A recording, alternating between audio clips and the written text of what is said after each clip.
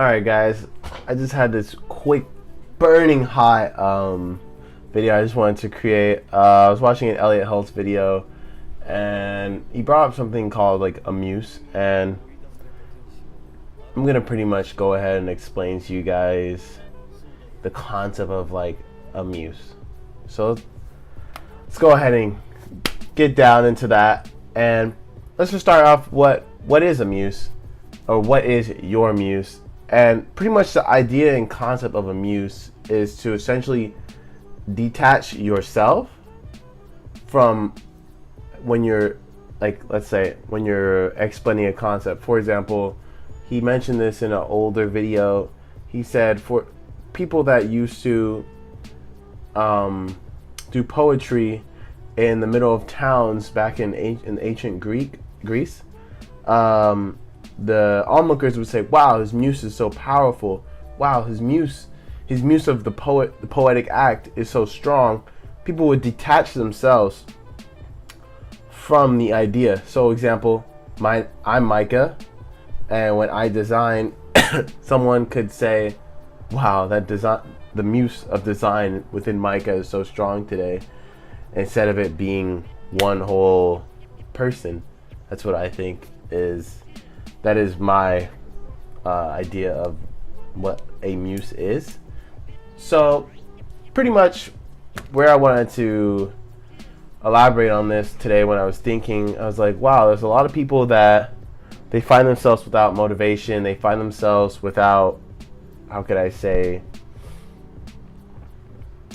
a purpose, a passion. You know, it's like it's not there. And there's many reasons for someone to find a passion in something.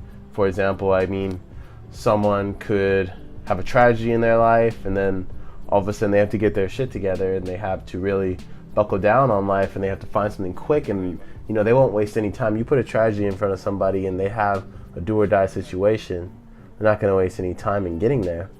So that's probably, I realize that's the problem with a lot of us, even myself.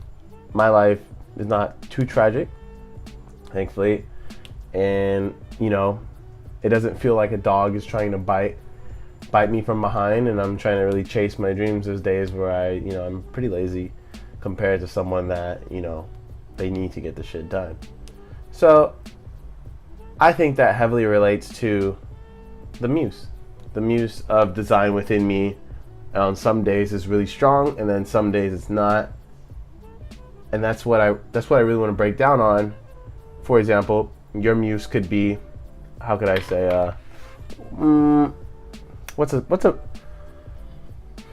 popular one that I see a lot on my Instagram? The muse of a traditional artist. One day you feel like, oh, I don't think it's the right thing for me. I don't think this is what I want to do. I'm too lazy to do this. Shit like that. I feel like those days, your muse of that particular thing, the art, is not strong, and it's not a burning hot passion. And I feel like a lot of us, you know, how can I say, we really think that's us. We're not detaching from the idea, and we start to think in our personality, we hardwire that I'm a lazy person and that'll never change. A little sick. I think that a lot of us need to detach from our passions.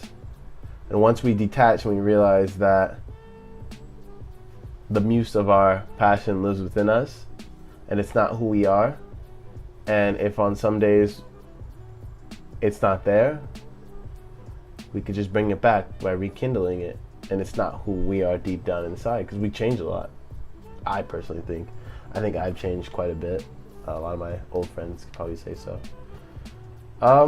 So bringing it back to me, when I was in the car, I realized that I don't create as much as I used to back when I was learning design and programming. I used to just do the most random shit, and now some days I'm just doing whatever tasks I need to do to make $1 or $2, and it's not for the passion of design. And I feel like I need to rekindle that flame. And I know a lot of us probably need to as well. We need to take a couple steps back and realize who we were beforehand and the reason why we do a lot of things that we do.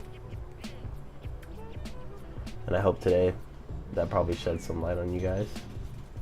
So go ahead and rekindle that muse of that burning passion, and just chase those goals and dreams, man.